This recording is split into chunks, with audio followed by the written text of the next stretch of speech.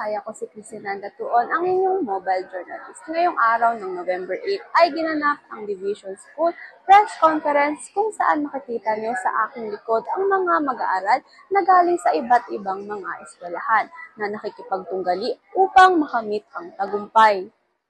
Loob ng paaralan ng elementarya o Gabaldon ay ginanap ang press conference para sa mga kabataan o mag-aaral na lumahok sa laban ng Division School Press Conference. Ni MC Larnel R. Aliluran sa mga estudyante o sa mga kabataan na sumasali o lumalahok sa YASDO. Yung trabaho ng youth office, kapag yung SK ay tumutulong at nagtatrabaho talaga, may mga youth volunteers na hindi SK pero nag-volunteer sila.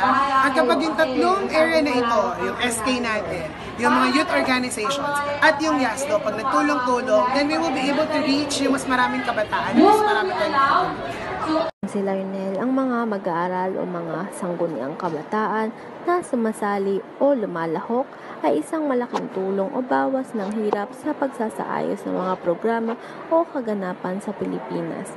Pakinggan natin ito. Para solusyonan din yung mga problema on the grounds. Nag-volunteer sila. So, it's not that we are only focusing on the youth empowerment, but we're also empowering them so that they could be instruments and helpers to solve the problems of the city.